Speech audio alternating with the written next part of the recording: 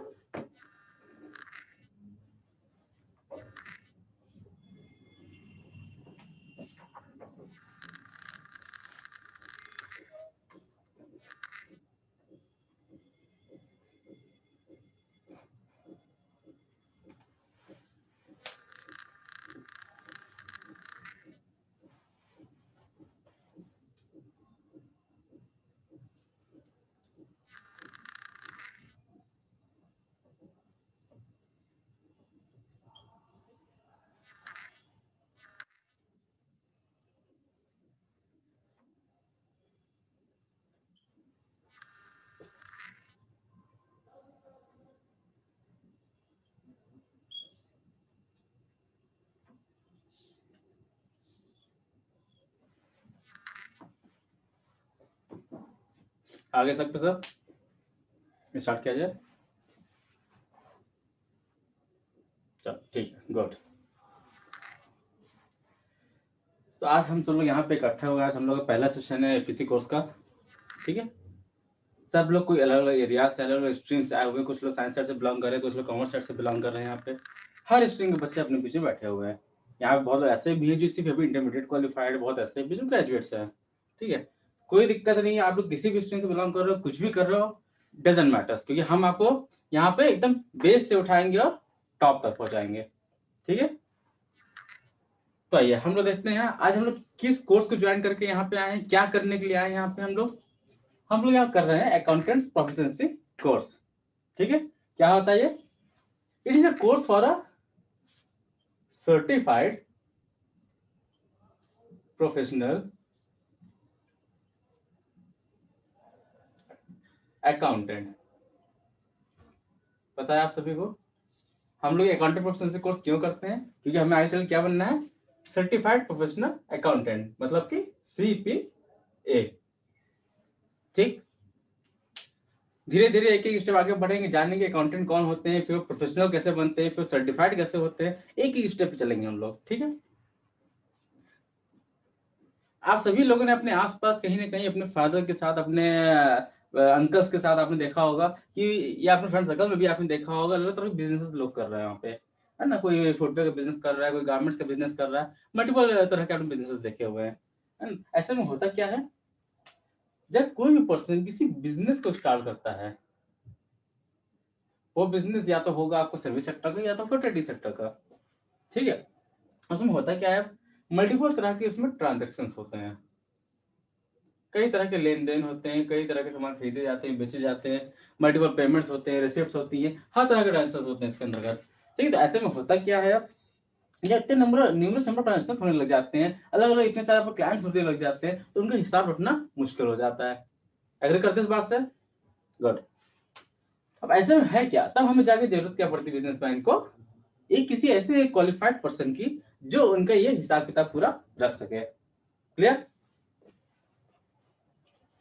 तो वो जो पर्सन जिसे यहाँ पे हायर किया जाता है, बिजनेसमैन से हायर करता है अपने अकाउंट्स को मेंटेन करने के लिए, यानी अपने हिसाब किताब को रखने के लिए, उसे हम लोग क्या कहते हैं? अकाउंटेंट। क्लियर है इतना? ठीक, अब देखिएगा, अकाउंटिंग हम लोग करते हैं वो कहाँ करते हैं, कैसे करते हैं। ठीक, जब भी हम बिजनेस की अकाउंटिंग की बात करते हैं तो अकाउंटिंग शुरुआत ही होती कहाँ से है? जब एक अकाउंटेंट अपने पास आता है, बिजनेसमैन के पास आता है, सबसे पहले वो क्या करता है, दिन भर वो जितने भी ट्रांजेक्शन कर रहा है, सेल कर रहा है, परचेस कर रहा है, रिसिप्ट कर रहा है, काउंटर कर रहा है, कुछ भी कर रहा है, जितने भी ट्रांजेक्शन कर रहा है वो सारे ट्रांजेक्शन के कुछ ना कुछ वाउचर्स होते हैं। ठीक है, जैसे सेल वाउचर्स होते हैं, परचेस वाउचर होते हैं आपके पास, पेमेंट वाउचर्स हैं, रिसिप्ट वाउचर्स हैं, हर तरह के वाउचर्स होते हैं आपके पास, है ना। तो ऐसे में इन वाउचर्स को जब आपको मिलते हैं, आपको इनकी कहीं ना कहीं पोस्टिंग करना होता है। ठीक, पोस्टिंग समझ रहे हैं सब लोग क्या होता है? बिल्कुल, रिकॉर्ड करने का होता है। Yes, good. तो इन वॉचर्स को जो हमें पोस्ट करना होता है इसके अंतर्गत, वो हम लोग कहाँ करते हैं पोस्ट? पहले जमाने में आपने देखा होगा, ये सुना होगा कभी कि पहले के टाइम पे कुछ मुनीम हुआ करते थे, सुना है? कई जगह आज की डेट में भी आपको देखने को मिलते हैं, जो पुराने बिजनेसमैन है वो आज भी, जो इक्विप्ड नहीं है इधर टेक्नोलॉजी के साथ, वो आज भी मुनीम अपने यहाँ बैठाते हैं। मुनीम क्या करते हैं, एक कोई सेफ लड़का एक आदमी होता है जो आपके यहाँ आके बैठता है, सामने गद्दी बिछा के आराम से, सामने उसके एक बेंच रखी होती है। ये क्या होता है, स्लोप टाइप की बेंच होती है वो। उसमें होता क्या है, उस बेंच के ऊपर एक रेड कलर का, आपने देखा लंबा सा रजिस्टर होता है, देखा है? यस, बिल्कुल एकदम सही। हाँ जी, तो वो जो रजिस्टर होता है उनके पास, ये लंबा से जो रजिस्टर रखा होता है उनके पास, बैंड किया हुआ रहता है रेड कलर का, उसे वो फोल्ड ओपन करता है, लॉन्ग काफी होता है रजिस्टर वो, है ना? उसके अंदर क्या करता है, जो भी हमें वॉचेस मिले उन सबकी वहां पे वो मैनुअली एक एक चीज की वो एंट्री करता है। ठीक है, स्टार्टिंग में यहाँ पे अपना स्वास्थ्य को बनाता है, फिर इसके बाद यहाँ पे स्त्री गणेशान नमः लिख के अपना स्टार्ट करता है पूरी कहानी लिखने की। ठीक है, और कुछ अजीब व गरीब खींची हुई हैंडराइटिंग में लिखता है, डॉक्टर वाली हैंडराइटिंग में उस तरह से लिखता है जो आप लोग हिंदी समझ में नहीं आती, है ना? आज की डेट में लोग कहते हैं इसे लिखा क्या है समझ ही नहीं आ रहा है ना? तो आज की डेट में, अब वो जो एक टाइम था वो उसका टाइम था। आज की डेट में क्योंकि लोग टेक्नोलॉजी एक्टिव हो चुके हैं, आज के बच्चे इतने वेल क्वालिफाइड है, कंप्यूटर्स मोबाइल सब चीज टेक्नोलॉजी आपके पास, तो ऐसे में क्या होता है, हम लोग को क्या मिल गया प्रोसेस सेंटर करने के लिए, कंप्यूटर्स मिल गए यहाँ पे। ठीक है, जानते हैं सब लोग कंप्यूटर, बिल्कुल सब बचपन चलाते हैं यार, सर क्यों नहीं जानेंगे, है ना? हाँ गुड। अब कंप्यूटर में इन वॉचेस की इंटर करने के लिए हमें किसकी जरूरत होती है, सॉफ्टवेयर की जरूरत होती है, होती है। हाँ, अब सॉफ्टवेयर बहुत तरह के होते हैं, आप लोग गेम भी खेलते हो वो भी एक सॉफ्टवेयर है, आप लोग MS Word PowerPoint Excel जो आप चलाते हैं हर एक सॉफ्टवेयर है। तो कहीं ना कहीं स्टार्ट अगर देखा जाए बेसिक सॉफ्टवेयर बात है, जिसमें लोग अपना अकाउंट मेंटेन करते हैं, बेसिक लेवल पे जाए तो हम लोग को है एक्सेल। ठीक है, और जो वेल एक्टिव सॉफ्टवेयर के लिए बनाया गया डिजाइन किया गया है, जो एक्चुअली वेल रिनाउंड जगह जगह मिलता है, हर घर में देखने को मिलता है, वो है आपका टैली, जो आप लोग बचपन से अपने एकेडमी में भी पढ़ते चले आ रहे हैं। ठीक है, आप यहाँ वर्जन कर रहे हैं, टैलिंग कर रहे हैं, और आज की डेट में बहुत पॉपुलर हो चुका है एक सॉफ्टवेयर, बीजी का सॉफ्टवेयर। ठीक है, बीजी भी एक अन्य सॉफ्टवेयर है, टैली से बहुत बेहतर सॉफ्टवेयर आ गया है, ये मार्केट में बहुत पॉपुलर आज की डेट में।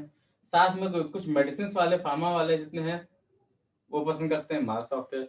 तो कई तरह के ऑप्शन आ गए जिस पर आप बैठ के अकाउंटिंग करते हैं, अपने अपने वॉचेस की एंट्री करते हैं, पोस्टिंग करते हैं यहाँ पे।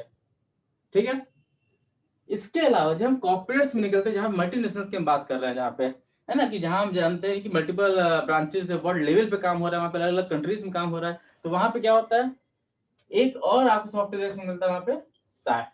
यस, सैप की जरूरत हमें क्यों पड़ी, क्योंकि हमें हर ब्रांचेस को अलग अलग टेरिटरीज को हमें एक सिंगल प्लेटफॉर्म पे लेके आना था, ऑनलाइन करके लेके आना था, उसके लिए हमें जरूरत पड़ी सैप की। सैप एक कस्टमाइज सॉफ्टवेयर होता है जो अलग अलग तरह के कॉर्पोरेशन अपने हिसाब से कस्टमाइज कराती हैं। ठीक है, ये तो बात हो गई हम लोग एंट्री करते कहाँ पे है, जो पोस्टिंग हम लोग करते हैं वॉचेस की वो करते कहाँ पे हैं। ठीक है, तो आइए देखते हैं एक करके, सबसे पहले अकाउंटिंग शुरुआत करते हैं, कुछ छोटी छोटी बातें जानते हैं अकाउंटिंग के बारे में।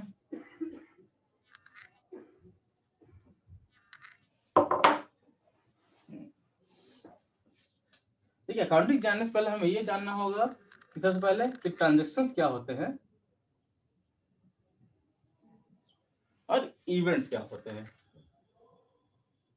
सुना बहुत बार से, लेकिन ऐसा मतलब समझ में नहीं आया, बच्चों ने भी पढ़ा था, टीचर ने पढ़ाया था, रटा दिया था, हमने पढ़ लिया था, एग्जाम पास हो गए थे हम जाके, लेकिन ऐसा मतलब नहीं समझ में, सिर्फ आप भी समझा दो तो मतलब इसका, है ना? चलो देखते हैं ट्रांजेक्शन क्या होते हैं। ठीक है, अकाउंटिंग में ट्रांजेक्शन के बारे में एक स्पेसिफिक डेफिनेशन दी गई है कि ट्रांजेक्शन हम किसको कहेंगे, ट्रांजेक्शन यहाँ पे। ठीक है, किसी को यहाँ पता है कि अकाउंटिंग का जो जन्म हुआ है किसने दिया इसको जन्म, who is the father of accounting? हाँ हाँ बिल्कुल, नहीं नहीं नहीं, सम व्हाट नियरेस्ट आप थे बट बता नहीं पाए, कोई बात नहीं हम बता देते हैं। तो father of accounting is Lucas Pacioli. ठीक है, he is the father of accounting, जिसने अकाउंटिंग को जन्म दिया, है ना? तो आइए देखते हैं ट्रांजेक्शन क्या होते हैं। Transaction means a business a performance of an act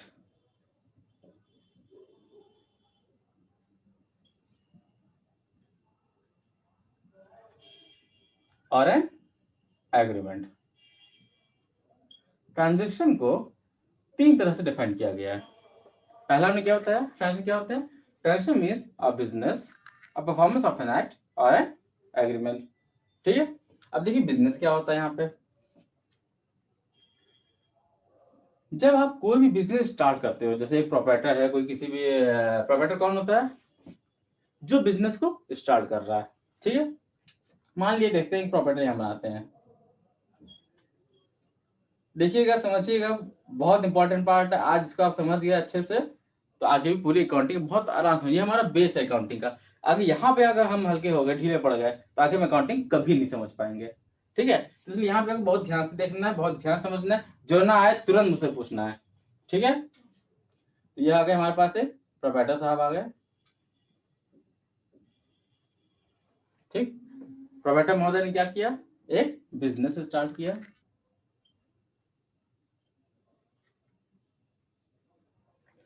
ये है प्रोप्राइटर महोदय। ठीक, प्रोप्राइटर महोदय ने क्या किया? एक बिजनेस स्टार्ट किया। अब बिजनेस स्टार्ट करने के लिए सबको पता है कि कुछ पैसे लगाने पड़ते हैं, कुछ पूंजी लगानी पड़ती है। उस पूंजी को हम लोग क्या कहते हैं? कैपिटल कहते हैं। इसने क्या किया यहाँ पे? कैपिटल इन्वेस्ट करी बिजनेस में। ठीक है, अब जब उसने कैपिटल अपने बिजनेस में इन्वेस्ट करी तो क्यों करी? इसलिए कि ये बिजनेस इस कैपिटल से कुछ ट्रेडिंग करके, कुछ सर्विसेज करके एक अच्छा रेट ऑफ रिटर्न या रिटर्न ऑफ इन्वेस्टमेंट आपको प्रोप्राइटर को वापस दे सके। ठीक, इसीलिए इन्वेस्ट करते हैं बिजनेस में। बिल्कुल। और सर आपने इतना तो बता दिया, अब आगे कहानी बताओ सर थोड़ा सा कि इसमें बिजनेस कहाँ से आया, बिजनेस का मतलब क्या हुआ यहाँ पे। ठीक है बेटा, देखिए अब बिजनेस में क्या हुआ, हमने जो यहाँ पे ट्रेडिंग करी, ट्रेडिंग मतलब क्या होता है? कुछ खरीदा, कुछ बेचा। ठीक है, यहाँ पे जो हमने खरीदा या बेचा, या हमने जो सर्विसेज प्रोवाइड की, या हमारे पास जो पेमेंट्स आ रहे हैं, रिसिप्ट हो रही, ये सब कहाँ हो रहा है? ये सब क्या है? ये बिजनेस है। बिजनेस मतलब लेन देन, बिजनेस मतलब खरीद फरोख्त। ठीक है, तो समझ में आया बिजनेस क्या होता है यहाँ पे। ठीक, अब जब हम परफॉर्मेंस ऑफ एन एक्ट की बात की तो यहाँ कहीं ना कहीं बात कर रहे हैं हम सर्विस सेक्टर की। बिजनेस तो आप ट्रेडिंग सेक्टर तो आपने जस्टिफाई कर ली सर, आप खरीदते हैं, बेचते हैं, हम वहाँ पे पेमेंट करते हैं, रिसीव करते हैं, आपका बिजनेस है पूरा। ठीक है, हमने परफॉर्मेंस ऑफ एक्ट की बात की यहाँ पे, जैसे मतलब हमने सर्विस की बात की। घर में आप लोगों के क्या है? रूम हीटर्स लगे हैं, एसी लगे हैं, वो सर्विस आपने परचेज किया तो कहाँ किया? बिजनेस। उस सर्विस को, उसको जाकर एसी आपने इंस्टॉल करवाया अपने यहाँ, तो वो क्या हो गया? Performance of an act. वो आके सर्विस आपको दे रहा है। ठीक है, अब आगे समझते हैं एग्रीमेंट। देखिए एग्रीमेंट बहुत ध्यान समझिएगा, क्योंकि एग्रीमेंट में लोग बहुत कंफ्यूज होते हैं। ठीक है, इसे हटा दें। हाँ, किसी सेल्फी लेना ले लो भैया, बहुत अच्छा है। या चलो हटाते हैं हम।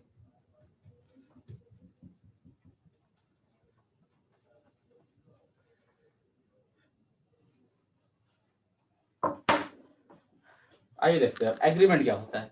देखिए एग्रीमेंट की डेफिनेशन जो डिफाइन की गई है बच्चों, कहाँ पे की गई है? द इंडियन कॉन्ट्रैक्ट एक्ट 1872 में। एग्रीमेंट कहाँ डिफाइन किया गया है?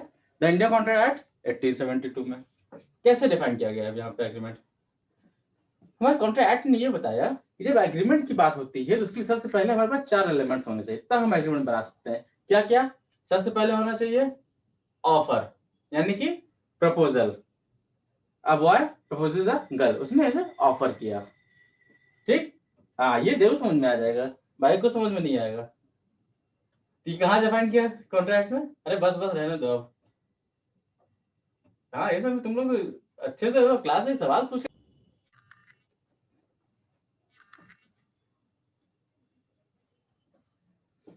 तकनीकी से असुविधा आ गई थी ऑनलाइन क्लास में।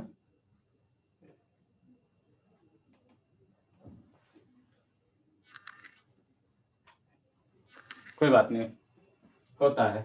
टेक्नोलॉजी जमाने में यही एक थोड़ा सा खराबी है कि बीच में थोड़ा सा टेक्नोलॉजी में प्रॉब्लम आ जाती है। कोई बात नहीं, सही हो गया तो ठीक। सारे ऑनलाइन बच्चे अपने साथ हैं, सब आ गए हैं लाइन पे।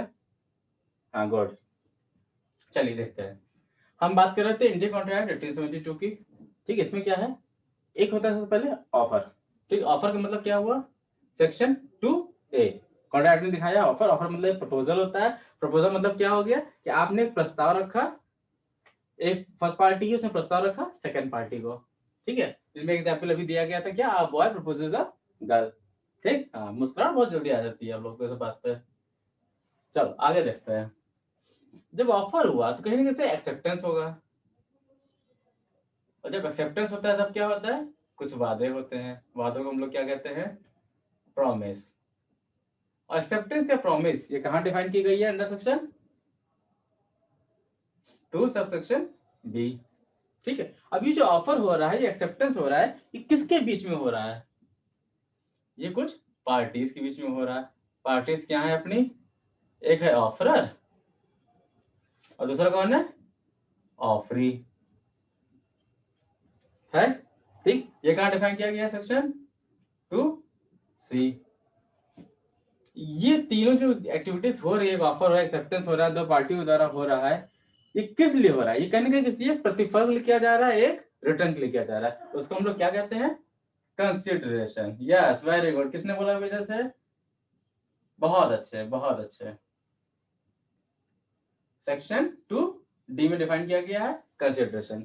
यानी कि ये समझ में आया सर, अगर 2A और 2B को मिला देते हैं, 2C जो मिला कौन रहा है, 2C मिला रहा है, किसको मिला रहा है, 2A और 2B को मिला रहा है, किस लिए मिला रहा है, 2D के लिए मिला रहा है। यानी कि जब 2A plus 2C plus 2B plus 2D, ये चारों जब मिल गए सर, तो इसे क्या बन गया सर, ये बन गया 2E। वेरी गुड, इसको क्या कहते हैं हम लोग, एग्रीमेंट। यस, एग्रीमेंट कहाँ डिफाइन किया गया, मतलब सेक्शन 2E। ऐसे में एग्रीमेंट क्या होता है, एग्रीमेंट मतलब हो गया कुछ ऑफर किया गया, कुछ एक्सेप्टेंस किए गए हैं, कुछ दो पार्टियों के बीच में किए गए हैं, किस लिए किए गए हैं, कुछ कंसिडरेशन के लिए किया गया है। अब वो कंसिडरेशन कैसा होना चाहिए, वो मॉनेटरी कंसिडरेशन होना चाहिए, यानी कि फाइनेंशियल कंसिडरेशन होना चाहिए, ठीक। हाँ जी बिल्कुल बिल्कुल सही बता रहे हैं। अब boy proposal girl, proposal girl accepted the proposal, boy said will you marry me, girl की yes I will marry you. और उसमें भी क्या मॉनेटरी क्या है वहां पे, जब शादी होगी खर्चे तो होंगे, तो मॉनेटरी हो गया वो। अब शादी में आप क्या दोगे, दहेज दोगे, चलता है कस्टम आजकल बहुत ज्यादा, लेकिन जो गलत है ना। हाँ नहीं नहीं, इस बारे में हम लोग क्लास के बाद बात करेंगे, अभी बात नहीं करेंगे। चलो ठीक है, तो अभी हम देख लिया एग्रीमेंट क्या होता है, ठीक है। यानी कि ट्रांजेक्शन को जो हम लोगों ने समझा अभी तक, ट्रांजेक्शन क्या होता है बच्चों, हाँ अ बिजनेस, फिर अ performance of an act, good, और एन एग्रीमेंट। यस, बहुत अच्छे हो आप लोग, ठीक है। क्या हो गया transaction, a business, a performance of an act or an agreement. अब जो ट्रांजेक्शन होता है, कोई भी लेन देन आप कर रहे हो, कोई बिजनेस आप कर रहे हो, कोई एग्रीमेंट कर रहे हो, उसका कहीं ना कहीं एंड रिजल्ट होगा, ठीक है। वो रिजल्ट क्या होगा, या तो आपको प्रॉफिट होगा, या तो आपको लॉस होगा। होगा, बिल्कुल होगा सर। तो ये जो प्रॉफिट और लॉस हमने आपने जो बताया, इसको हम लोगों ने क्या कहा, यही तो है सर, वही जो आप बता रहे थे, क्या इवेंट, है ना, यही है ना। यस, तो क्या समझ में आया, बिजनेस में जो भी लेन देन चल रहा है वो क्या है, ट्रांजेक्शन, उसकी वजह से जो रिजल्ट आ रहा है प्रॉफिट या लॉस, वो क्या है हमारा, इवेंट। समझ में आ गई इतनी बात। यस सर, चलो आगे बढ़ते हैं। सेशन आगे किसी का कोई अगर क्वेरी है, हमें कहीं भी रोक के आप पूछ सकते हैं, कोई दिक्कत नहीं है, हम बार बार पूछेंगे, आप बार बार हम बताएंगे, हमें कोई दिक्कत नहीं बताने में, लेकिन आपको समझ में आना चाहिए। क्यों आना चाहिए, क्योंकि आप एक प्रभावी अकाउंटेंट बनने जा रहे हैं। क्या बनने जा रहे हैं आप लोग, प्रभावी अकाउंटेंट, सर्टिफाइड प्रोफेशनल अकाउंटेंट, ठीक है। इसलिए आपका कॉन्सेप्ट क्लियर नहीं होगा तो आप कहीं भी सही रिजल्ट निकाल के नहीं दे पाओगे। आप बिजनेसमैन आपके ऊपर फेथ कर रहा है, उसका पूरा बिजनेस आपके ऊपर टिका हुआ है, आपने गलत रिजल्ट दिए, आपने गलत एनालिसिस किया, आपने गलत इंटरप्रिटेशन किया, बिजनेस उसका डूब जाएगा, है ना। यानी कि बिजनेस के लिए सबसे इंपॉर्टेंट पर्सन कौन होता है, उसका अकाउंटेंट, ठीक। चलिए आइए अब देखते हैं हम लोग अकाउंटिंग क्या होती है।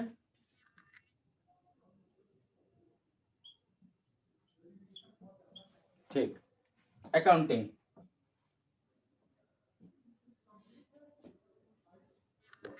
हाँ बिल्कुल डेफिनेशन आप लोग अच्छे से रटी हुई है, हमने समझ में आ किया, बट इस डेफिनेशन का मतलब कोई बता सकता है, तो आ गया है।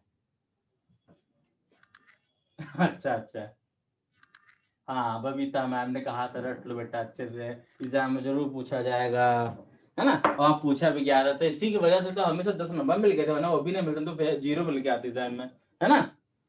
हाँ चलो, बहुत अच्छे, शाबाश बेटे। आइए देखते हैं हम लोग क्या होता है अकाउंटिंग। आपसे अच्छा लग रहा है सर देखने में, है ना। हाँ, देखिए अकाउंटिंग क्या होता है बच्चों। देखिए अकाउंटिंग क्या है, अकाउंटिंग एक भाषा है, एक लैंग्वेज है। ठीक है, हम लोग ने इंग्लिश लैंग्वेज जानी है, हम लोग हिंदी लैंग्वेज जानी, कुछ रीजनल लैंग्वेजेस कोई जानता होगा, मराठी, बंगाली, समथिंग, है ना। अकाउंटिंग क्या, अकाउंटिंग भी एक लैंग्वेज है। किस चीज की लैंग्वेज है, to recording of business transaction की लैंग्वेज है। हम बिजनेस में जो भी लेन देन हो रहा है, बिजनेस के ट्रांजेक्शन को रिकॉर्ड करने के लिए जिस भाषा का इस्तेमाल करते हैं वो क्या है, अकाउंटिंग। ठीक है, क्या हो गया अकाउंटिंग, अकाउंटिंग इज द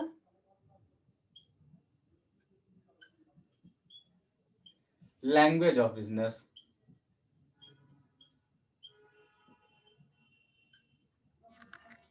अगर आप नॉर्मली इंग्लिश लैंग्वेज में आप लिखोगे, अगर जैसे आपके एक ट्रांजेक्शन हुआ, आपने गुड सोल्ड किया, आपने लिखा good sold to mister Rahim for cash ₹7,000, payment received ₹3,000।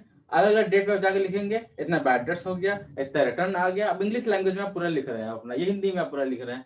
क्या वो लैंग्वेज में जो आप यूज कर रहे हैं उसकी वजह से क्या कहीं ना उसका हिसाब मेंटेन हो रहा है कहीं, क्या कहीं आप उसको देख के ये बता सकते हैं कि उसका आज में बैलेंस कितना बचा उस लैंग्वेज देख के। एक दो ट्रांजेक्शन आप बता लोगे, पड़ गए। लेकिन जब न्यूमरस नंबर ऑफ ट्रांजेक्शन आते जा रहे हैं, 1000, 2000, 3000, 4000, 5000, 10,000, इनफाइनाइट नंबर ऑफ ट्रांजेक्शन आपके पास आ रहे हैं, तो वहां पे क्या आप उस इंग्लिश लैंग्वेज हिंदी लैंग्वेज पढ़ के बता सकते हो सर कितना बैलेंस बचा हुआ है आज डेट में लेना। नहीं कर पाएंगे, एनालिसिस आप कर पाओगे, नहीं कर पाओगे। इसीलिए अकाउंटिंग यानी बिजनेस को रिकॉर्ड करने के लिए, बिजनेस को मैनेज करने के लिए जिस लैंग्वेज का यूज किया जाता है, बिजनेस ट्रांजेक्शन रिकॉर्ड करने की लैंग्वेज यूज किया जाता है, उसको हम लोग कहते हैं अकाउंटिंग। बिल्कुल सही। हाँ जी, नहीं नहीं वो डिफरेंट टॉपिक भी हम आ रहे हैं। ठीक है, बच्चे बता रहे हैं सर बुक कीपिंग भी सुना है कुछ, हाँ बिल्कुल सही बात है, अभी हम लोग उसी पे आ रहे हैं। ठीक है, चलिए अकाउंटिंग क्या होगी, accounting is the language of business. इतना समझ में आ गया जी सर। अब एक बात और बताते हैं sir, accounting is an art, एक कला है अकाउंटिंग, है ना। क्या हमने बताया, accounting is an art. Accounting क्या है, एक कला है। किस चीज की कला है सर, हम लोग भी सब बहुत बड़े बड़े कलाकार हैं यहाँ बैठे हुए हैं, तो ये अकाउंटिंग कौन सी कला है। हाँ देखो, अकाउंटिंग में क्या करते हैं हम लोग, accounting is an art of recording. हाँ बिल्कुल सही, किसने जवाब दिया, बहुत अच्छे। Classifying, summarising the financial transaction of a business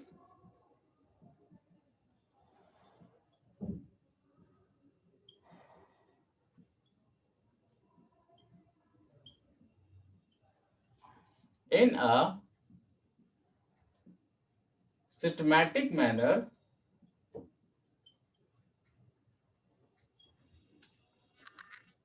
so as to interpret the results thereof। समझिएगा इस बात को, अकाउंटिंग हमने क्या कहा, अकाउंटिंग इज एन आर्ट, क्या है ये, एक कला है, एक आर्ट है, किस चीज की, for recording, classifying and summarising the financial transactions of business. Business में जो भी फाइनेंशियल ट्रांजेक्शंस हो रहे हैं, जो भी लेन देन हो रहे हैं, उसको रिकॉर्ड करने की, उसे फिर क्लासिफाई करने की, उसे समराइज करने की। ये हम लोग अभी आगे देखेंगे कहाँ रिकॉर्ड करते हैं, कहाँ क्लासिफाई करते हैं, कहाँ समराइज करते हैं। ठीक है, वो आगे भी हम लोग देखते हैं। इसके बाद अभी हम लोग क्या क्या बताया आपको, उसे रिकॉर्ड करने, क्लासिफाई करने, समराइज करने की, किसे, फाइनेंशियल ट्रांजेक्शन ऑफ बिजनेस को, किस तरह, इन अ सिस्टमैटिक मैनर, एक सही तरीके से, एक क्रम में, एक क्रोनोलॉजिकल ऑर्डर में। ठीक है, और जैसे उसका सिस्टम बनाया गया, डिफाइन किया गया, उसी सिस्टम में पूरा, किस लिए, जिससे कि उसके रिजल्ट्स को इंटरप्रेट किया जा सके, बिजनेस को एनालाइज किया जा सके कि आज बिजनेस क्या पोजीशन आ रही है, आने वाले 5 साल में, 10 साल में इसका क्या पोजीशन हो सकता है, आगे किस कहाँ पे खड़ा होगा अपना बिजनेस।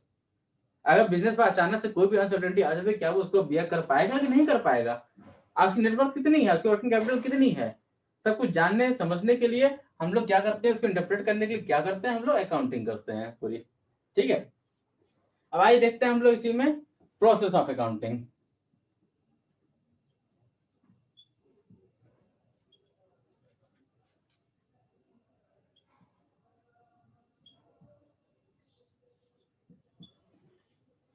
ठीक है, क्या देख रहे हैं हम लोग? Process of accounting. ये आप लोग नोट कर लिया साथ में? बिल्कुल साथ में नोट करते चलिए, हम लोग धीरे धीरे बढ़ रहे हैं आगे। जहां ना समझ में आए, कोई डाउट है, कोई क्वेरी, आप हमसे तुरंत पूछ सकते हैं। हम लोग किसकी बात कर रहे हैं? प्रोसेस ऑफ अकाउंटिंग की। ध्यान से देखिएगा, यही स्टेप्स जो हम लोग फॉलो करते हैं अकाउंटिंग के अंदर। पहला स्टेप जो अकाउंटिंग के अंदर आता है क्या है? रिकॉर्डिंग। वेरी गुड, हमारे बच्चे बहुत होशियार हैं, बहुत ही ज्यादा होनहार है ना? चलो देखते हैं रिकॉर्डिंग। रिकॉर्डिंग हम लोग क्या करते हैं? फाइनेंशियल ट्रांसफर्स को हम लोग रिकॉर्ड करते हैं। कहां पे कर रहे हैं? Journal book. बिल्कुल बेटे, एकदम सही। जहां पे हम लोग डेबिट और क्रेडिट करते हैं। ठीक है, अब रिकॉर्डिंग के बाद हम लोग क्या करते हैं? क्लासिफाइंग। कहां पे करते हैं हम लोग क्लासिफाई? इन लेजर बुक। बहुत अच्छे। फिर हम लोग क्या करते हैं? समराइजिंग। यस, समराइजिंग कहां की जाती है? Trial balance. ठीक, इसके बाद क्या करते हैं हम लोग? एनालाइजिंग। सर सबसे तो लग रहा है, देखने से तो लग रहा है कि एनालाइजिंग मतलब हो गया, इसको हम लोग थोड़ा जांच पड़ताल करते हैं कि किस तरह का है, आगे बिजनेस क्या पोजीशन हो सकती है। ऐसा नहीं है बेटा।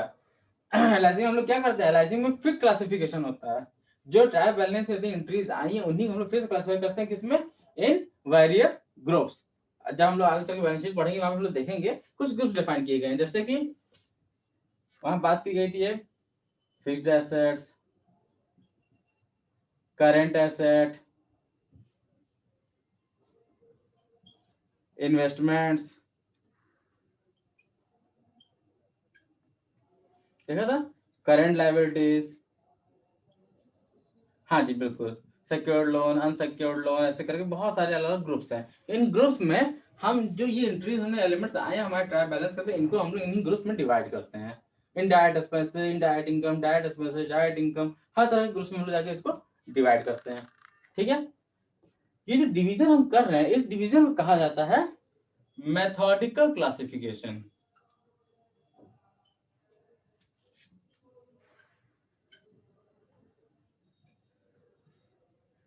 Of elements of trial balance. किस लिए किया जाता है ये? उसका एक मीनिंगफुल इंटरप्रिटेशन निकालने के लिए। जब ग्रुप्स में सारी इंटरेस्ट डिवाइड हो जाएंगी, एक ग्रुप की समरी आ जाएगी पर, तब उसे प्रॉपर्ली इंटरप्रेट कर पाएंगे, उसे समझ पाएंगे बेहतर तरीके से, है ना? जब एनालिसिस हो गया तब क्या करना है उसके बाद? अब इंटरप्रिटेशन।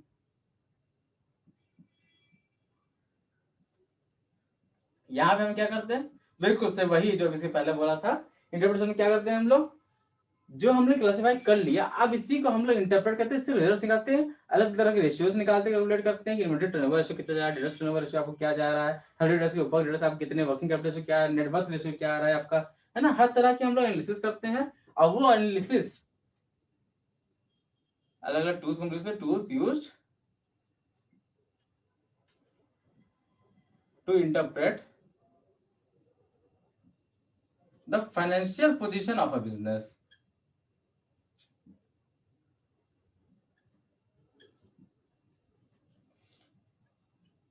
ठीक, हमने इंटरप्रिटेशन कर लिया सर। अब क्या करेंगे? जो हमने इंटरप्रिटेशन किया, जो इसके रिजल्ट्स आए, इन्हीं रिजल्ट्स का फिर हमें क्या करना होता है? कम्युनिकेट।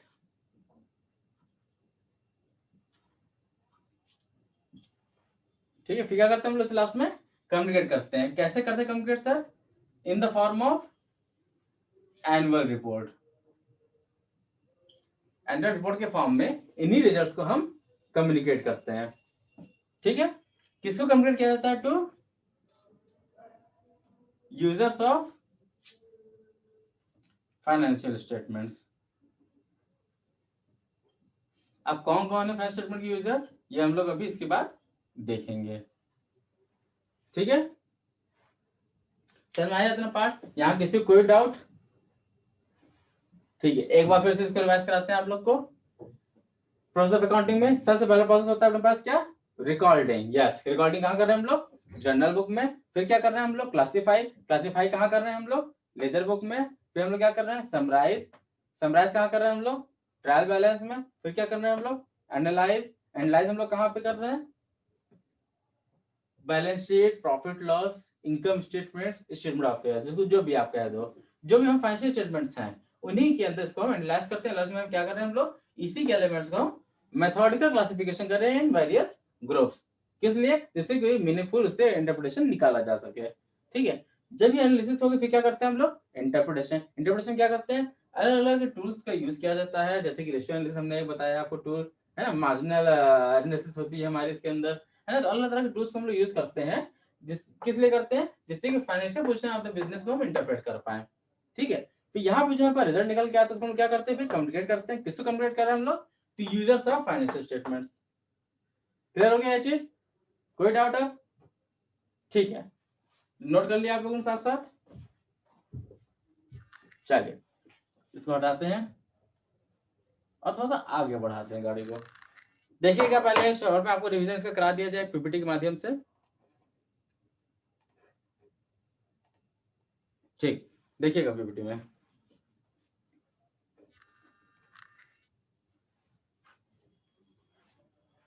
सबसे पहले हमने क्या देखा था इसमें, फाइनेंशियल ट्रांजेक्शन क्या होते हैं। Financial transaction means a business, a performance of an act or an agreement which can be measured in terms of money. ठीक है, इसके बाद हमने इवेंट देखा क्या होते हैं। Event refers to the consequence or the result of financial transaction. Clear है, सब आपको समझाया जा चुका है यहाँ पे। ठीक है, इसके बाद एग्जाम्पल हमने इसके अंदर देखा, समझते हैं एग्जाम्पल के बारे में भी थोड़ा सा। यहाँ क्या लिखा गया है, मनीष इन्वेस्टेड ₹1,00,000। इन्वेस्ट किया मतलब कि उसने क्या किया है, एक कैपिटल लगाई मनीष ने। ठीक है, क्या लगाया है, पूंजी, कैपिटल। ठीक, मनीष ने 1,00,000 रुपए इन्वेस्ट किए, किस लिए, to start a computer hardware business. Computer hardware का बिजनेस शुरू करने के लिए मनीष ने 1,00,000 रुपए का इन्वेस्टमेंट किया।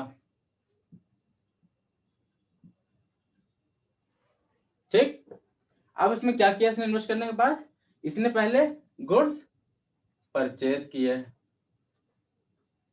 हाँ, इसको यहाँ से अलग कर देते हैं, आपको थोड़ा सा कंफ्यूजन नहीं होगा। हाँ जी जी, इसके बाद इसने क्या किया है, गुड्स परचेज किए। कितने गुड्स ने परचेज किए यहाँ पे, 50,000 रुपए के। पीपीटी में देखिएगा सब लिखा हुआ साफ साफ सामने। ठीक है, he purchase goods costing ₹50,000 and sold them for 65,000। ये जो 50,000 गुड्स ने खरीदे थे, कितने बेच दिए इसने, 65,000 रुपए में। ठीक है, ये क्या हो गया हमारा, सेल। ठीक, यानी कि जो 50,000 इसने गुड्स खरीदे थे, 65,000 बेच दिए। पहले हमें भी आप क्या देखना पड़ेगा, सर ये जो इसने खरीदे 50,000 पूरे 50,000 बेच दिए या इसमें से कुछ अभी स्टॉक बचा भी हुआ है। तो आइए देखते हैं आगे क्या लिखा है, he still has goods in hand costing 3,000। यानी कि 50,000 में से 3,000 गुड्स अभी भी इन हैंड बचे हुए हैं। यानी आपका स्टॉक इन हैंड कितना हो गया यहाँ पे, 3,000। इसका मतलब जो गुड्स हमारे बिके हैं 65,000 रुपए में, उनकी कॉस्टिंग कितनी थी, यस 47,000। 50,000 में से 3,000 घटा देंगे, जो स्टॉक में तो बचे हुए हमारे पास, यानी कि 47,000 गुड्स आपने 65,000 रुपए में बेच दिए। यानी कि अभी तक आपने जो ग्रॉस मार्जिन इसमें कमाया, वो कितना कमाया, ग्रॉस मार्जिन, नहीं, ध्यान से देखो बेटा, यहाँ पे हमने यहाँ पे क्या किया, 47,000 के गुड्स को 65,000 में बेचा। यानी कि इसका डिफरेंस कितना आ रहा है, 18,000। राइट, 18,000 रुपए का भी हमने ग्रॉस मार्जिन कमाया। हाँ, आ रहे उस पर भी आ रहे हैं, 18,000 का हमने ग्रॉस मार्जिन कमाया। फिर क्या हुआ, इसमें क्या लिखा, ही पेज फ्रेट फॉर ₹5,000। इसने 5,000 रुपए का भाड़ा भी दिया है गुड्स को परचेज करने में और सेल करने में। भाड़ा क्या हो गया, एक खर्चा हो गया जो इसी प्रॉफिट में से जाएगा। यानी कि 5,000 रुपए का फ्रेट इसमें से अगर हम हटा देते हैं, तो आपके पास नेट प्रॉफिट आपने कितना कमाया इसमें से, 13,000 रुपए। Right, perfect, yes. तो फाइनली आपने कितना प्रॉफिट कमाया इसमें से, 13,000 रुपए। ठीक है, आइए आगे देखते हैं अब, ये समझ में आ गया यहाँ पे। हाँ जी बिल्कुल, एकदम सही, एकदम सही बच्चों। ये जो आपने 13,000 जो कमाया है, इसी को हमने नाम दिया था इवेंट। और इसके पहले जो आपने परचेज किया, सेल किया, आपने फ्रेट पेमेंट किया, ये सब क्या है आपके ट्रांजैक्शंस। बिल्कुल सही। ठीक है, चलो आगे देखते हैं। इसके बाद हमने देखा था अकाउंटिंग क्या लिखा है। Accounting is the language of a business, it is an art of recording, classifying and summarising the financial data in a significant manner and interpret the result thereof. ये बात हम लोग यहाँ कर चुके हैं ऑलरेडी। ठीक है, हाँ, इसके बाद हमने क्या देखा फिर प्रोसेस ऑफ अकाउंटिंग। क्या लिखा है सबसे पहले, recording the financial transaction in a book called journal. फिर क्या देखा आपने, classifying the recorded data in a book called ledger. फिर हमने क्या देखा, summarising and presenting the classified data in a manner useful to internal or external users by preparing financial statement that is trial balance, profit loss account, balance sheet and cash flow statement. ठीक है, ये step देख लिया, ये देख लिया हमने, ये स्टेप देख लिया। इसके बाद हमने क्या किया इसके अंदर, फिर हमने क्या किया एनालाइज, यहाँ समराइजिंग हो गया। फिर हमने क्या किया एनालिसिस। एनालिसिस क्या किया हमने, methodical classification of elements of trial balance. आइए देखते हैं यहाँ क्या लिखा है। Analysis, analysing the figures given in financial statement and classify them methodically to serve as the basis for interpretation. ठीक है, क्लियर है।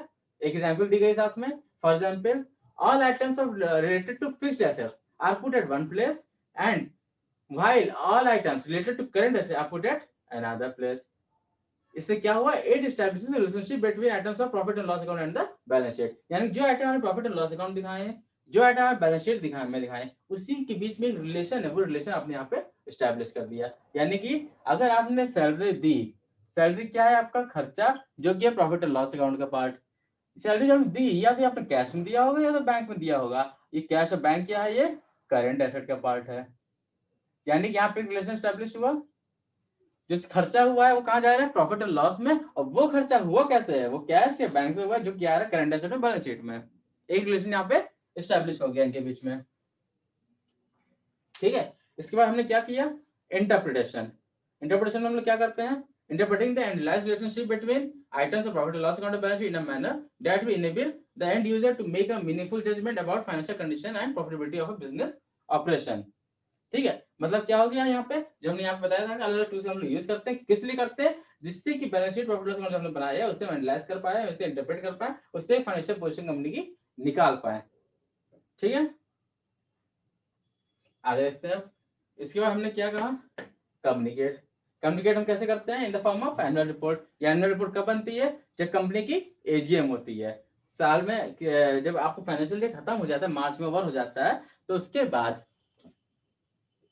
30 सितंबर को, यानी कि 6 महीने बाद 30 सितंबर को एजीएम की ड्यू डेट होती है कराने की।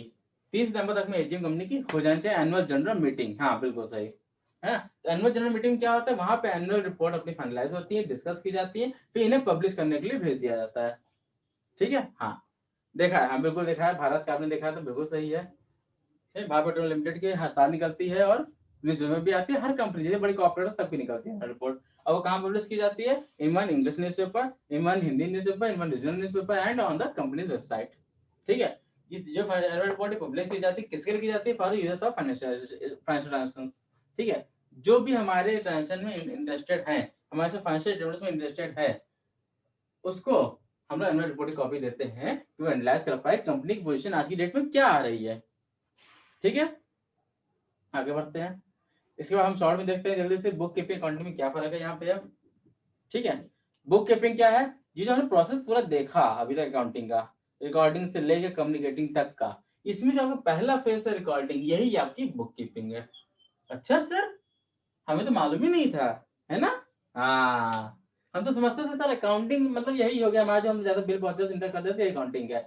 सर बहुत बड़ी गलतफहमी है, अकाउंटिंग ये नहीं है। अकाउंटिंग क्या होता है, अकाउंटिंग का स्टेप हमारा रिकॉर्डिंग से शुरू होता है, कम्युनिकेटिंग भी खत्म होता है। जबकि हमारा जो बुक कीपिंग का पार्ट है वो कहाँ है, वो हमारा रिकॉर्डिंग फेज में आता है। बुक कीपिंग का पार्ट, जो हमने रिकॉर्डिंग का पहला फेज है, यही मेरा बुक कीपिंग है।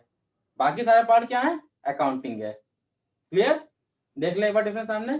बुक कीपिंग क्या हो रहा है, it is concern with recording of transaction. Accounting में क्या हो रहा है, it is concern with summarising of recorded transaction. ठीक है, फिर इसके बाद बुक कीपिंग क्या देखा, it is considered the base for accounting. ये क्या है, अकाउंटिंग का बेस है। इसके बाद हम क्या, it is referred to language of business. बिल्कुल अकाउंटिंग लैंग्वेज ऑफ बिजनेस आपको पता है। ठीक है, इसके बाद बुक कीपिंग हमने क्या देखा, financial statements are not a part of this process. Book keeping के पार्ट में फाइनेंशियल स्टेटमेंट नहीं आते। क्यों नहीं आते, तो फाइनेंशियल स्टेटमेंट कहाँ बन रहे हैं, एनालिसिस के प्रोसेस में आके। ठीक है, इसीलिए बुक कीपिंग का पार्ट नहीं, क्यों, बुक कीपिंग पार्ट आपको रिकॉर्डिंग से आते ही खत्म हो जाता है। ठीक है, इसके बाद हमने क्या देखा, जो मैनेजर डिसीजन हमें लेने होते हैं इसमें, वो किसके हेल्प से हम लोग लेते हैं, अकाउंटिंग की हेल्प से लेते हैं, जहाँ ये पूरे स्टेप आ जाए। बुक कीपिंग की हेल्प से मैनेजर डिसीजन नहीं ले सकते। Manager decision can not be taken with the help of book keeping records. ठीक है। इसके बाद हमने क्या देखा, financial position of a business can not be ascertain through book keeping. Book keeping की मदद से किसी बिजनेस की फाइनेंशियल पोजीशन हम लोग असरटेन नहीं कर सकते, नहीं चेक कर सकते। क्यों? क्योंकि जब आपने बुक में ये सिर्फ आपने जनरल एंट्री पास करी हुई है, जनरल एंट्री देख के कोई नहीं बता सकता कि बिजनेस की क्या पोजीशन आ रही है। बिल्कुल सही, हाँ।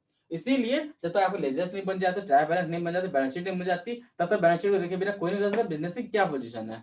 इसीलिए हमने यहाँ पे कहा कि फाइनेंशियल पोजीशन जो कंपनी की है उसे जानने के लिए हमें क्या करना होगा, हमें अकाउंटिंग की मदद लेनी होगी। अकाउंटिंग के शरण में जाना होगा, बुक कीपिंग शरण में जाके हमें इसके बारे में पता नहीं चलेगा। ठीक है। अगर आप लोग कहीं भी लगे कि हम बहुत फास्ट भाग रहे हैं तो आप मुझे वहां रोक सकते हैं, कोई चीज आपको नहीं समझ में आ रही है मुझसे तुरंत पूछ सकते हैं। ठीक है बच्चों। हाँ जी, बिल्कुल सही बेटा, एकदम सही बात। नहीं नहीं, यहाँ पे देखो, जो हमने आपको एग्जाम्पल दिया था पीछे अभी, इसमें 47,000 में क्यों लिया था, क्योंकि 50,000 में से 3,000 गुड्स अभी भी आपके बचे हुए थे इसके अंदर, इसलिए 47,000 आया था ये। आप जो बेचे हैं गुड्स कितने के बेचे हैं आपने, 47,000 गुड्स बेचे, 3,000 तो अभी बचा हुआ है ना आपके पास, जो 50,000 आप खरीदे थे गुड्स उसी में से। हाँ, 50 में जब 3 चलेगा कितना बचेगा, 47,000 गुड्स आपने 65,000 में बेच दिए, तो आपको नेट ग्रॉस मार्जिन आपका कितना आया, 18,000 का। बिल्कुल सही। 18,000 में से आपने फ्रेट पे कर दिए, यानी भाड़ा आपने दे दिए 5,000 रुपए का, तो नेट आपने मार्जिन कितना कमाया यहाँ पे, 13,000 रुपए। हाँ जी, बिल्कुल सही। हाँ हाँ, बिल्कुल एकदम सही। चलो आगे बढ़ते हैं। फिर हमने क्या देखा, यूजर्स ऑफ अकाउंटिंग इन्फॉर्मेशन। हमने जो यहाँ बात करी थी कम्युनिकेशन में कि जो रिपोर्ट हम लोग कम्युनिकेट कर रहे हैं, किसको कर रहे हैं हम लोग, यूजर्स ऑफ फाइनेंशियल स्टेटमेंट्स। यहाँ पे हम लोग देखा, यहाँ पे देखते हैं हम लोग users of financial information, accounting information कौन कौन है यहाँ पे, ये देखते हैं। इसके लिए यहाँ से बस रब करना पड़ेगा, ये हटा दे बेटा ऊपर वाला पार्ट। हाँ ठीक है।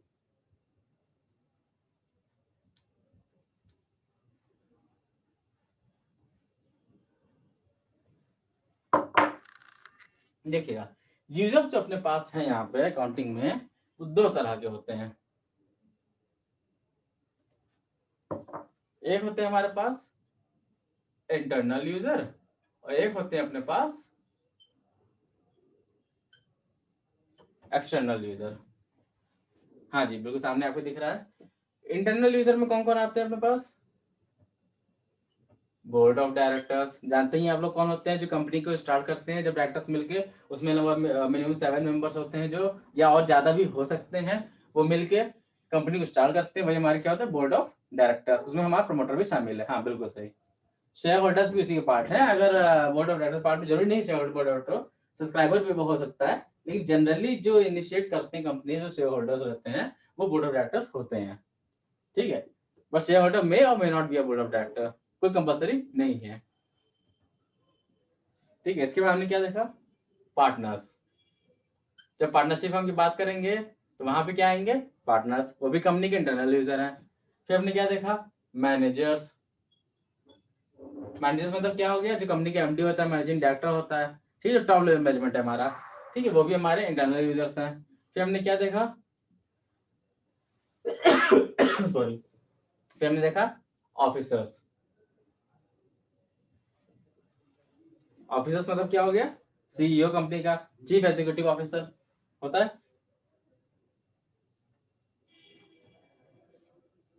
फिर हमने क्या देखा, एक्सटर्नल यूजर्स के बारे में। ठीक है, ये समझ में आ गया। इंटरनल में board of directors, partners, managers, officers. Manager मतलब क्या हो गया, मैनेजिंग डायरेक्टर्स कंपनी के, या ऑफिसर्स मतलब क्या हो गया, चीफ एग्जीक्यूटिव ऑफिसर्स कंपनी के। पार्टनर्स मतलब पार्टनरशिप फॉर्म में जो पार्टनर्स होते हैं। बोर्ड ऑफ डायरेक्टर्स मतलब क्या हो गया, जो मिलकर कंपनी को स्टार्ट किए हैं। ठीक है। इसमें आके देखते हैं हम लोग external user. Sir internal user समझ में आ गया कि क्यों इंटरेस्टेड है फाइनेंस में, क्योंकि उन्होंने बैठ के कंपनी बनाई है, उनको जानना है कंपनी पोजीशन क्या जा रही है, इसको आगे बढ़ाने के लिए। बट एक्सटर्नल यूजर पे कौन होता है, हो सकता है जो हमारे कंपनी के फाइनेंशियल डेटा में इंटरेस्टेड है। तो आइए देखते हैं। सबसे पहला पर्सन होता है जो इंटरेस्टेड होता है, वो होता है इन्वेस्टर, जिसने हमारे बिजनेस में पैसा लगाया है। हमने ये आपको बताया था, शेयर होल्डर मे और may not be a director, इसीलिए मैंने बताया था। If he is a investor, he is a external user. अगर वो डायरेक्टर है तो ही इंटरनल यूजर है। ठीक है। इसके बाद इन्वेस्टर्स के बाद हमने क्या देखा, लेंडर्स। जिन्होंने हमें क्या किया है, लोन दिया हुआ है, जैसे बैंक्स हो गए हमारे, ठीक है, वो भी इंटरेस्टेड है। क्यों इंटरेस्टेड है? कि हमारी बैलेंस शीट, हमारे फाइनेंशियल पोजीशन का एनुअल रिपोर्ट देखने पर उनको पता चलता है कि उनका पैसा हमारे पास सेफ है या नहीं, जो उन्होंने लोन में दिया है। ऐसा तो नहीं कि उनका पैसा वो डूब जाएगा, बिल्कुल एनपीए हो जाए। हाँ, हर जगह देखने को मिला, अब यस बैंक का हुआ था, बिल्कुल सही बात है ना, लेकिन वो रिकवर हो गया। उसमें क्या हुआ कि आरबीआई ने उसको फिर से रीस्टेट करा दिया कंपनी को, ठीक है। रिकंस्ट्रक्शन होने से क्या हुआ, फिर से वो रिकवर हो गया, फिर से स्टार्ट हो गया। जो भी बैंक आपकी डेट आज की डेट में है या इंश्योरेंस कंपनी से कभी भी वाइंड अप नहीं हो सकती, ठीक है। इंश्योरेंस कंपनी के ऊपर कौन बैठा हुआ है हाथ रख के, आईआरडीए। बैंक के ऊपर कौन बैठा हुआ है, reserve bank of India. Clear है? हाँ जी। इसके बाद और कौन कौन हो सकते हैं हमारे पास, सप्लायर्स, कंपनी के जो सप्लायर्स हैं या क्रेडिटर्स हैं। फिर कौन हो सकता है, गवर्नमेंट एजेंसी। क्यों इंटरेस्टेड है वो, क्योंकि उन्हें उनसे क्या मिलना है, टैक्स मिलना है, राइट। लगान, हाँ, देखा था एक मूवी लगान, है ना। बिल्कुल अंग्रेजों के जमाने से चला आ रहा है ये सिस्टम, आज का बनाया हुआ नहीं है। पहले लगान लगती थी, और अपनी गवर्नमेंट जब फॉर्म हुई उन्होंने टैक्सेस लगाना स्टार्ट कर दिया अलग तरह के, वही लगान हमारा टैक्स है, ठीक है। फिर क्या आ गया, एम्प्लॉयज। कंपनी के जो एम्प्लॉयज हैं, बिल्कुल है बेटा, कंपनी के एम्प्लॉयज कभी भी इंटरनल यूजर नहीं होते हैं। इसलिए नहीं होता बेटा क्योंकि कंपनी जो एम्प्लॉयज हैं उनको सिर्फ और सिर्फ हायर किया गया है अपने काम को डेलीगेट करने के लिए, उस काम को कराने के लिए। जब भी कंपनी कोई फैसले कोई डिसीजन होंगे, उसमें हर एक एम्प्लॉय को भागीदार नहीं बनाया जाता। वो काम किसका डिसीजन लेने का, बोर्ड ऑफ डायरेक्टर्स का है। इसलिए एम्प्लॉयज हमेशा ही एक्सटर्नल यूजर होते हैं। हाँ जी। इसके बाद हमने क्या देखा, कस्टमर्स। कंपनी के जो कस्टमर्स है, जिन्हें सामान बेचा जा रहा है, जिन्हें सर्विसेज दी जा रही हैं, वो भी कंपनी के फाइनेंशियल स्टेटमेंट में इंटरेस्टेड हैं। बिल्कुल है, हाँ बिल्कुल, डेटा से इंटरेस्टेड यहाँ पे।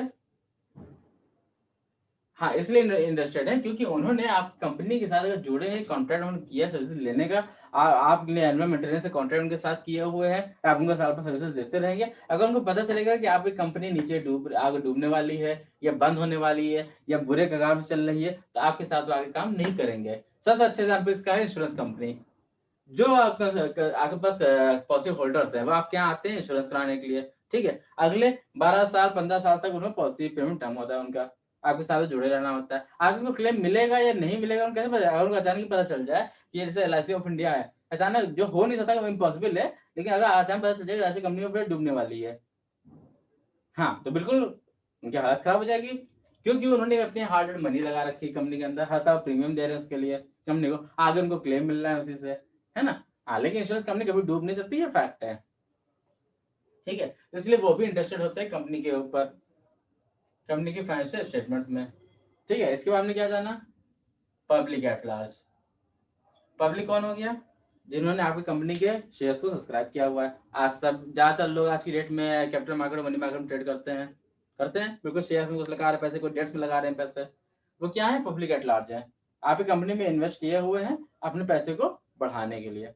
कंपनी क्यों इसे ऑप्शंस देती है, क्योंकि उसे पैसे की जरूरत है, आपसे पैसे लेती है, उसे यूज करती है, और आपको एक अच्छा रिटर्न निकाल के आपको रिपे करती है, ठीक है। हाँ जी, बिल्कुल, आगे बढ़ते हैं। हाँ, एकदम सही है। और एग्जाम्पल्स हो सकते हैं, मतलब मेजर जो होते हैं वो यही है हमारे पास, इंटरनल यूजर्स और एक्सटर्नल यूजर्स में। हाँ जी। इसके बाद हम लोग देखते हैं यहाँ पे ब्रांचेस ऑफ अकाउंटिंग, ठीक है। ये आज हमारा लास्ट सेकंड टॉपिक है ब्रांचेस ऑफ अकाउंटिंग का।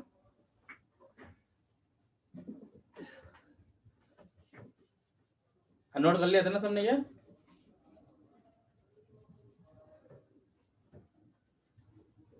आइए देखते हैं ब्रांच ऑफ अकाउंटिंग। अकाउंटिंग में अपने पास 3 ब्रांचेस हैं।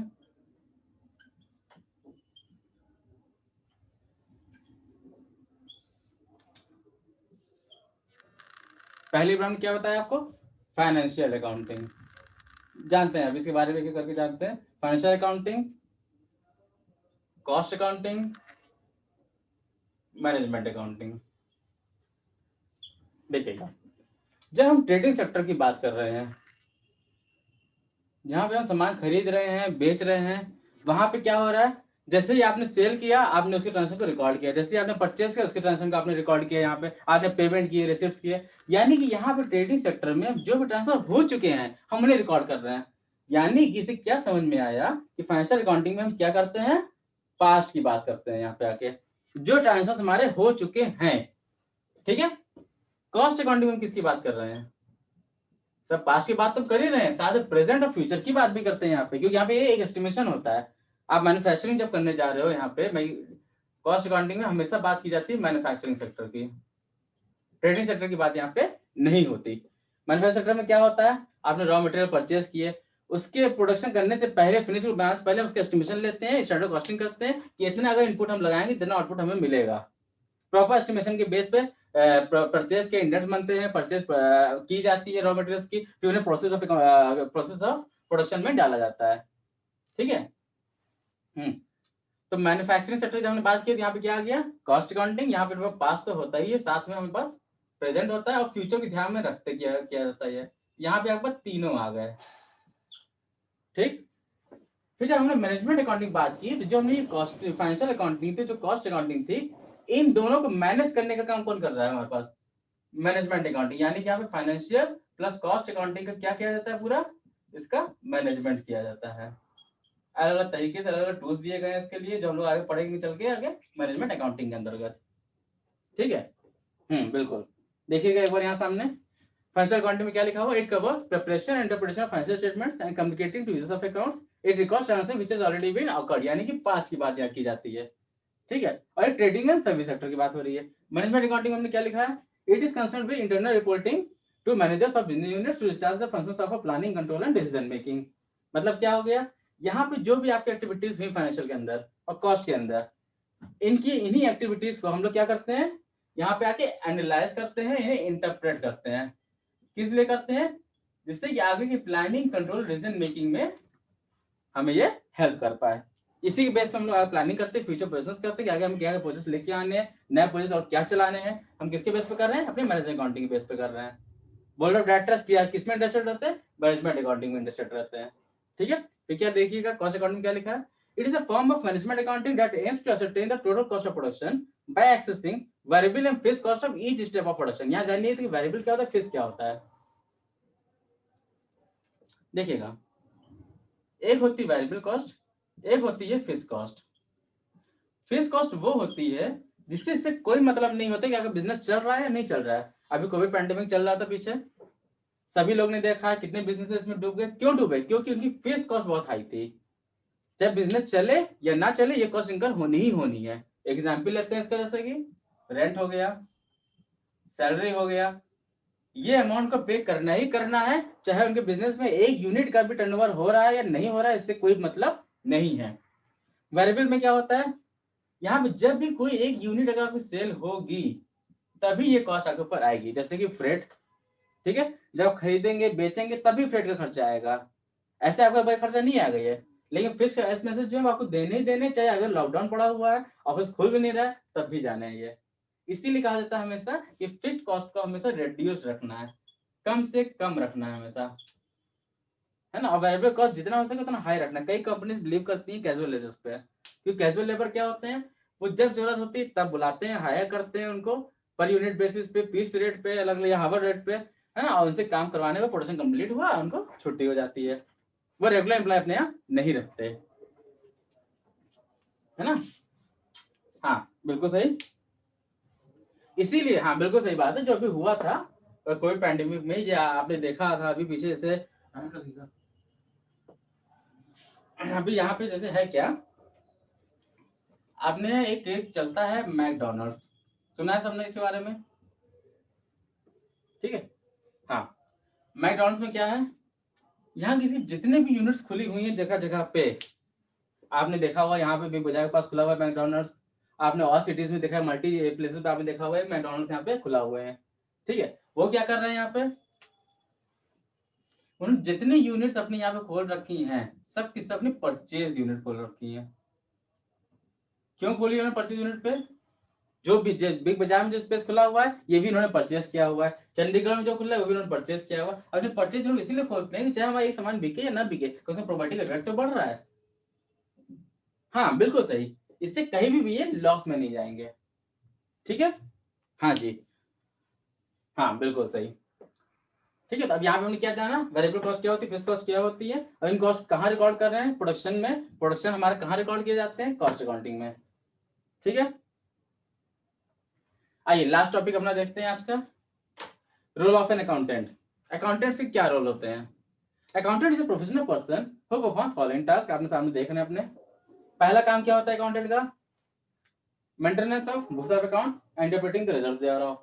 यानी कि जो भी आप फाइनेंशियल अकाउंटिंग कर रहे हैं, जो कॉस्ट अकाउंटिंग कर रहे हैं, ये सारा काम किसका है, अकाउंटेंट का है। इनके रिकॉर्ड्स को मेंटेन करने का और फिर उनके रिजल्ट्स को इंटरप्रेट करने का काम मैनेजमेंट अकाउंटिंग में कर रहा है वो।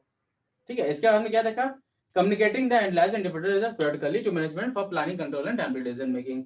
जो हमने क्या पीछे बताया था प्रोसेस अकाउंटिंग में लास्ट स्टेप अपना, जब हमारा इंटरप्रिटेशन हो जाता है, क्या करते हैं हम लोग, कम्युनिकेट करते हैं, किसको करते हैं, अपने यूजर्स ऑफ फाइनेंशियल स्टेटमेंट्स को करते हैं। किस लिए करते हैं, जिससे कि प्लानिंग कंट्रोल डिसीजन मेकिंग की जा सके।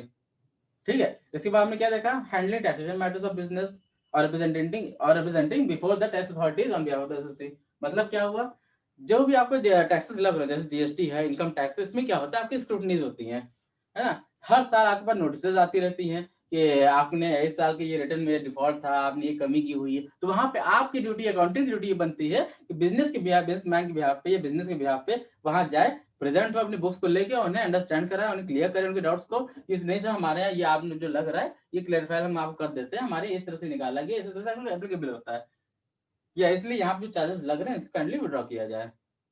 ठीक है, ये आपकी ड्यूटी है, अकाउंटिंग की ड्यूटी होती है। जी हाँ, बिल्कुल। इसके बाद हमने क्या देखा, providing advisory and consultancy service in the areas of management information system. MIS क्या होता है, रिपोर्टिंग, प्रॉफिटेबिलिटी एनालिसिस आप लोग कर रहे हैं, यहाँ पे इन्वेंटरी एनालिसिस कर रहे हैं, पर यूनिट कॉस्टिंग हम निकाल रहे हैं। ये सारी चीज कहाँ करते हैं हम लोग, मैनेजमेंट इन्फॉर्मेशन सिस्टम में करते हैं। इसके बाद एक्सपेंडिचर कंट्रोल, यानी जो आप खर्चे कर रहे हैं बिजनेस के अंतर्गत, कहीं ना कहीं बहुत सारे खर्चे ऐसे होते हैं जो वेस्ट होते हैं, बिना किसी काम के होते हैं। उन सारे खर्चों को कंट्रोल करने की ड्यूटी किसकी है, अकाउंटेंट की है। वो देखेगा, जज करेगा कि क्या हमें इस खर्चे की जरूरत है कि नहीं है, यहाँ पे ये जबरदस्ती चल रहे हैं खर्चे यहाँ पे। जब उसकी रिपोर्ट देगा मैनेजमेंट को, मैनेजमेंट उस पर एक्शन लेगा और उन्हें रिड्यूस करने के लिए अपने एफर्ट्स लगाएगा। ठीक है, इसके बाद हमने क्या कहा, evaluation of new investment and disinvestment. जब हमने इन्वेस्टमेंट की बात करी, इन्वेस्टमेंट किसमें करते हैं, एफडी में करते हैं, शेयर्स में करते हैं, अलग जगह करते हैं हम लोग। ठीक है, आपके पास अगर आइडल फंड पड़ा हुआ है तो अकाउंटेंट आपको सजेस्ट करता है, सर आपको आइडल फंड पड़ा है, इसकी भी जरूरत नहीं है, इसको काइंडली इन्वेस्ट कर दे, जिससे कि इससे एक अच्छा रिटर्न से भी कमाया जा सके। ठीक है, हाँ बिल्कुल, पैसा कभी भी खाली नहीं रहना चाहिए। ठीक है, डिस इन्वेस्टमेंट में हमने क्या बताया, शेयर्स में आपने पैसा लगा रखा है, अचानक पता चला मार्केट उसकी ड्रॉप हो रही है। जब आपने देखा कि मार्केट उसकी ड्रॉप हो रही थी, आपकी ड्यूटी बनती है अपने मैनेजमेंट को आप तुरंत इन्फॉर्म करें कि सर ये इसको पैसा तुरंत विड्रॉ कर लीजिए, इसका डिस इन्वेस्टमेंट कर दिया जाए, जिससे कि लॉस होने से कंपनी को बचाया जा सके। ठीक है, इसके बाद हमने क्या देखा, working capital management and corporate planning, जो हमने यहाँ पे पढ़ा था अभी मैनेजमेंट अकाउंटिंग में। ये सारे काम कौन कर रहा है, अकाउंटेंट कर रहा है। हाँ जी, with this we come to an end of this session, है ना। इसके बाद हम लोग अगले सेशन के लिए नेक्स्ट टाइम फिर मिलेंगे हम लोग, है ना। अभी किसी कोई क्वेरीज हो, आप लोग अपना व्हाट्सएप ग्रुप भी है जिसमें आप लोग ज्वाइंट भी हैं, और अगर इसके बाद भी हमसे अगर आपको मुलाकात करनी है, हमसे बात करनी है, आपको हमारा नंबर आप सबके पास हम सामने भी लिख दिया, आप लोग नोट कर लीजिए, 9935000813। हाँ जी, 9935000813। अगर आपको यहाँ के इंटरनल कोई भी क्वेरीज आपकी है, कोई डाउट्स आ रहे हैं, आपको फीडबैक देना है, कुछ कंप्लेंट्स देनी है, हमारे रिसेप्शन पे आप कनेक्ट कर सकते हैं, जहाँ पे पूजा मैडम बैठती हैं, जिनका नंबर है 6393595711। Keep in touch with us. आपको कोई भी डाउट लगे, कहीं भी कोई भी क्वेरीज हो, आप तुरंत हमसे कांटेक्ट करिए, लेकिन एक भी डाउट्स रह नहीं जाने चाहिए, क्योंकि आपको क्या बनना है, सर्टिफाइड प्रोफेशनल अकाउंटेंट और एक प्रभावी अकाउंटेंट बन रहे हैं, जिसके ऊपर पूरा बिजनेस डिपेंड होता है। इसलिए अगर आपको कॉन्सेप्ट क्लियर नहीं होंगे तो बिजनेस कभी सर्वाइव नहीं कर पाएगा। ठीक है, इसलिए आपको सबसे पहले अपने कॉन्सेप्ट एकदम क्लियर रखना है। हम आपके साथ हैं, बार बार आपको पढ़ा सकते हैं, बार बार गाइड कर सकते हैं। क्वेरीज पूछना आपका काम है, कैसे पता चलेगा, अब क्वेरीज आप नहीं पूछोगे कैसे मालूम पड़ेगा कि आपके डाउट्स अभी क्लियर नहीं हुए हैं। इसलिए आपकी ड्यूटी यह बनती है, क्या हमसे जो भी चीज क्लियर नहीं हुई है हमसे दोबारा पूछे, जितने बार चाहे उतने बार पूछे, हम आपको बार बार बताएंगे, लेकिन डाउट्स रह नहीं जाने चाहिए। ठीक है, चलो आज का वाइंड अप करते हैं सेशन, मिलेंगे इसके बाद हम लोग नेक्स्ट वीक में।